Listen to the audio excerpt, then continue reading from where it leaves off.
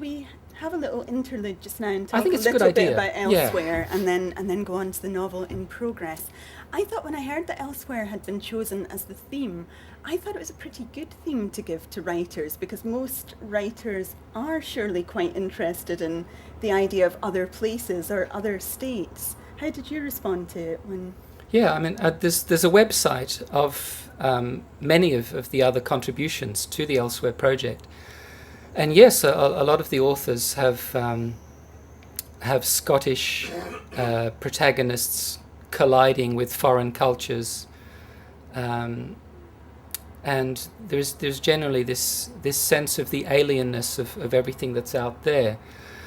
One of the things I was interested by when I read the other stories is that in none of the ones I've read so far is Elsewhere somewhere really good.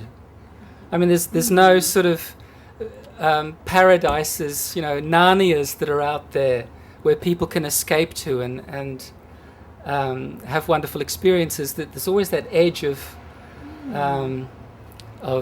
anxiety and paranoia almost.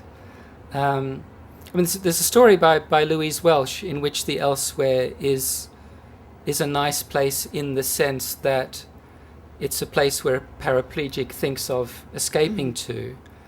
But the story is also about a different kind of Elsewhere, which is to do with the gulf of assumptions between one person and their carer. So even there, it is quite scary. So I wonder if that means that authors are a paranoid, depressive lot, or whether at this stage in history that's the only Elsewhere that writers can think of.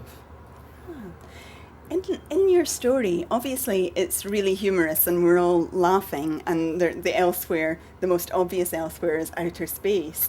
But there's another much more serious kind of Elsewhere that Frau Mollo experiences at the end. And this is something that I've noticed in your work, even when it's real satire like the Fire Gospel and very, very funny, there's always something much, much more serious underneath. And I wondered if you could talk about what you want to do in writing, how important it is to you that writing isn't just an entertainment, that it expresses something authentic, maybe? Or? One of the big influences on me when I was younger was Kurt Vonnegut, and I still like Kurt Vonnegut's work an awful lot, and I have tremendous respect for him as a writer and as a person. But something that he said in an interview once, when he was being challenged about how particularly his women characters were quite stereotypical and two-dimensional, was that he said that he writes books of ideas, and he's worried that if they're working on too many levels, that people won't see the ideas. They'll just get caught up in caring about these human individuals, and they won't think about the issues that he's trying to raise. And with all due respect, I thought that what I'm hoping to find is readers who can engage on all those levels sort of simultaneously, and it should be able to be philosophically thought-provoking, and there should be lots of technical things to follow through and to admire, but it should also be engaging on a human interest level. You should really care about these characters, and the women should be as fully human as the men, and there's no reason why it can't be upsetting and funny at the same, and so on. I just felt that, readers are grown-ups, and with any luck you can find some who can deal with all that and not have to miss a whole side of the book because they're totally wrapped up in one aspect of it. So that's why I try to have my stories, even a very simple, short, fun one like this one, striking a deeper chord. I don't see why it shouldn't, why we shouldn't go a bit deeper, even with something that's ostensibly a bit of fun. In the Fire Gospel, Theo is he your first central male character in a novel? Well, when I was when my literary career got sort of started first, and people didn't know what I looked like, and I have this sort of feminine sounding name, Michel Faber, quite a lot of people thought that I was a woman because I was writing about all these female characters. And the men in the stories tended to be bastards or just, rather unpleasant, less attractive, shall we say, than the female characters. And I started getting a sort of reputation for that. And that made me determined to write a book that had a male protagonist who was a nice guy. And I didn't manage it with the Fire Gospel because he's not a nice guy. But the novel that I'm writing now does have a male protagonist, and he is a really nice guy.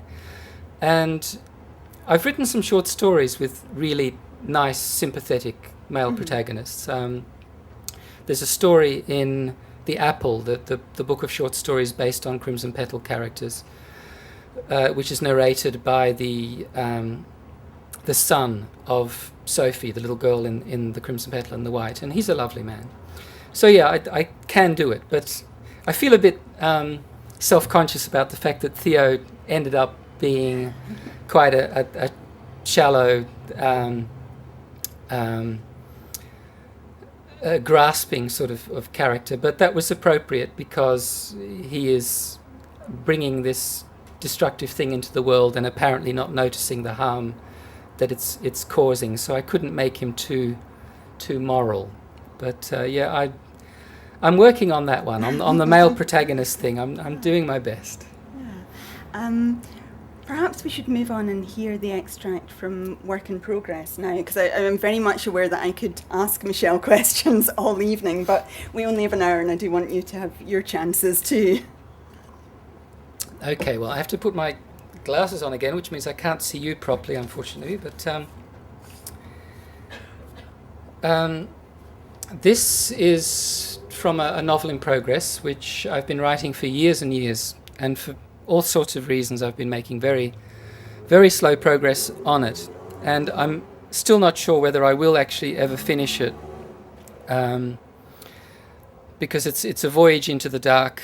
It's not planned out the way my other books were, and every chapter I write, I'm immensely relieved that I've written another chapter, and I'm happy with what I've written, but there's the scary blank page, and I just don't know if I'm up to it. But it's about a Christian missionary who is invited to go to another planet where there's an American organization that's been slowly establishing a colony. And the planet's native inhabitants have specifically asked for a Christian minister. Some of them are already converts to Christianity. They're hungry for the word. And the bit I'm going to read takes place when Peter, the young missionary, is being driven by a woman called Granger to the alien settlement for the first time. The alien settlement is situated a long way from the human one. And they're driving in a jeep, and it's night.